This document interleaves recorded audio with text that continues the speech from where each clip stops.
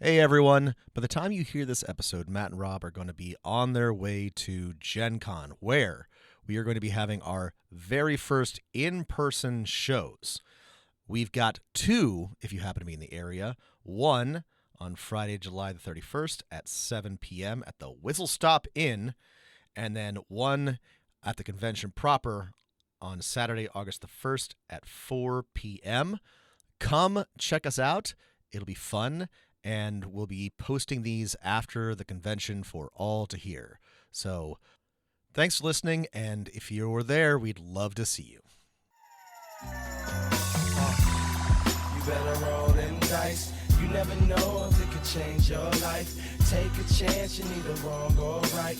You never know if you don't roll them dice. You better roll them dice. You never know if it'll change your life. Take a chance, you need a wrong or right. Pac Div. You never know if you don't roll those dice. The Abnimals, trap, trap, trap till the cage is full. The cage is full. Na, na, na. Everyone is waiting on you, and you've got time. Da, da, da, da. You can cut me off anytime. I wanted to see how far you go. Your opening bit's better than mine, I think. Yeah, More, sorry, more, Regina Spector. More, you put more into it because mine, I was just going to be like, kids, don't you know that you're never supposed to touch live wires in the street? That's why whenever we are out in the street, I use my nunchucks to move the wires. This has been a More You Know segment. I miss when cool guys would give me advice. Like cool guys don't give me advice on TV anymore. You can watch podcasts now. That's true. That's why we have podcasts.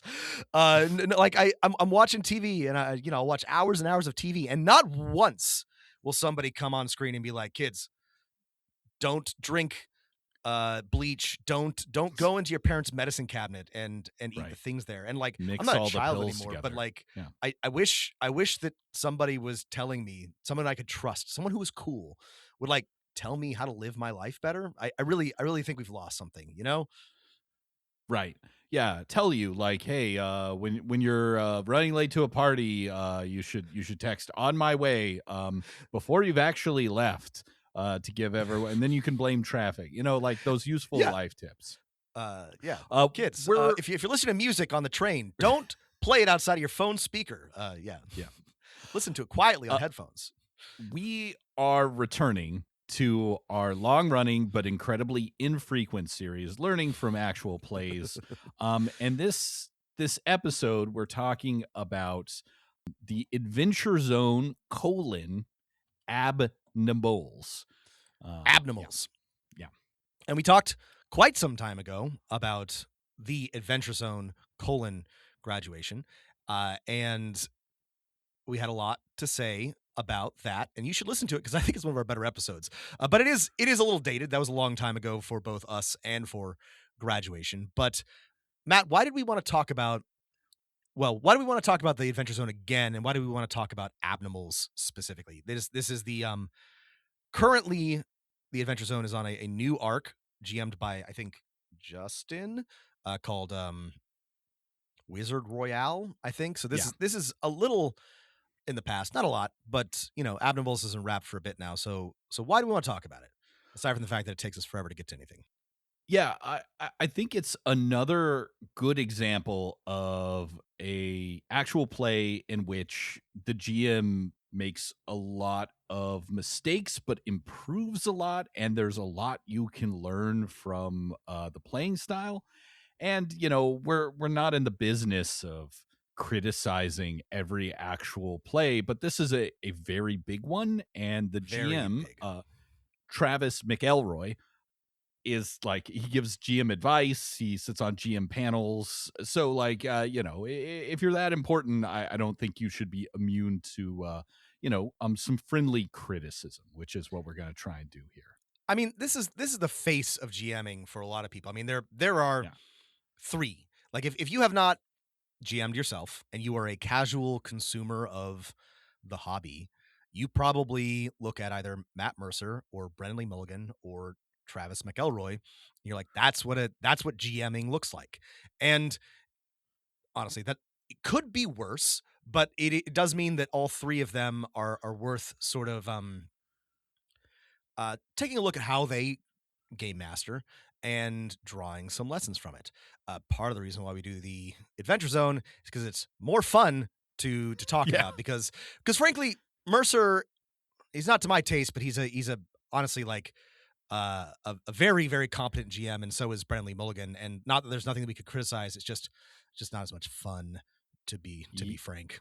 Yeah, it's a no notes, because it's very hard to come up with ways that they could do things better and fit within their style, because there's no, like, this is in some respects art. There's no exact right way to do any of these things. So it's all a little bit of finesse. And this I thought was an interesting actual play, because it's a Teenage Mutant Ninja Turtles actual play. It's it's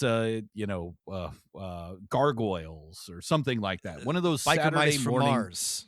Biker mice from Street Mars. Sharks. Street Sharks. Yes. Battle Toads. Buy me a Coke. It's Battletoads. listen. No, hang on. We got to talk about this, because Travis explains that he's got this hyper fixation on this idea. And I got to say, he's correct to be obsessed with this, and he has a point. Like, in the 80s, early 90s, there were so many television shows about animal-human hybrids with tons of muscles. Just like super buff, like turtles or sharks or cats or toads. There are so many of these, and this extends to like gargoyles and maybe even like Darkwing Duck. It includes Thundercats and maybe like Tailspin a bit. Like people were loving to draw just jacked animal hybrids in the 80s and 90s, and then they made a bunch of TV shows about them, which were of varying quality. I think Teenage Mutant Ninja Turtles rips. You go back and watch it, it still kicks ass. So it is a. I forgot how mean they were to April. I not remember that as a child. They're kind of mean to each other too. It's a little. You want to be nicer, but other than that, like it's a great show. And I would be nice to April O'Neil. That's all. They should have been nice to April.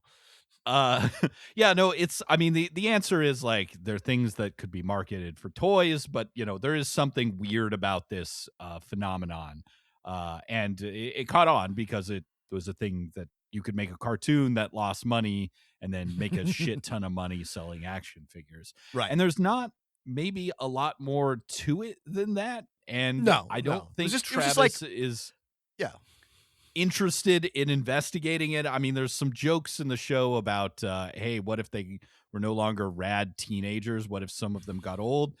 This was a joke on like Saturday Night Live like 10 years ago. So teenage. It was middle-aged Mutant Ninja Turtles, which was about a 2.5 minute skit, and it was really funny. Listen, it executed the premise better than this, unfortunately, but the idea is a good one, so I really want to give him credit, because he's onto something here. And like an RPG, it's goofy, it's fun, an RPG or a game set on the premise there's just a bunch of muscular animal hybrids running around is a good one. That is a game I would run or play in. Rob, there's nothing new under this mutant sun, and same is true for TTRPGs. I'll point out that Teenage Mutant Ninja Turtles and Other Strangeness, the role-playing game, which had, kind of some innovative mechanics, maybe even an early precursor to the 5e Advantage, came out in 1985, before either of us were born. I was sure that something existed. And it had rules for making your own, like, mutant hybrid in it, so. I'm shocked that it was so early. Okay, well. Again, it does not matter. You're allowed to tread familiar ground. No, absolutely. It's a good idea. I guess is what I'm saying is Travis is onto something here. It's a good conceit, and I think if you're into something and you can let that passion guide your DMing, that's a great idea. So what is Abnimals? Can I try and give you like a big like, hey, if you didn't listen to the show, which you probably didn't, what is this role-playing game about? Yeah, give it to us. So it's a short 30 episode of about 45 Short. an hour. Short for an actual play. An actual play campaign in which 3 Abnable human animal hybrid heroes, Axolile and extreme firefighting axolotl, Roger Moore, a cow alien spy, and ballroom dancer, and Navy SEAL, a sort of jetpack wearing Ross SEAL, have to team up to stop some bad guys. The plot is kind of what you expect. There's like an evil villain.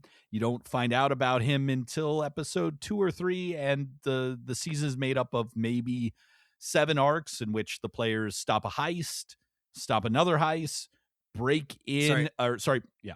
I got to cut in. Interrupt, and let's talk about the characters. Because you're correct. No. I need to point out that you find out about him in episode 2 or 3 technically, but you don't really find out that he's the villain until like episode 13. Like there's not like I think there's an offhand mention, and he's got like a little like villain dialogue at the end of the episode, but like in game, you do not find out about the villain until basically halfway through the show.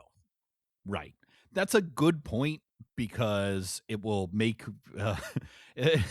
it'll explain why we were confused. Maybe some of the players are confused, like what's going on, what's the deal here, what are we trying to do. But the 30 episodes or so break down to the players stop a heist, the players stop another heist, they protect the headquarters of a rival / allied group, they sneak into a police office, they break into a bank, like a regular like chain bank, like on the corner.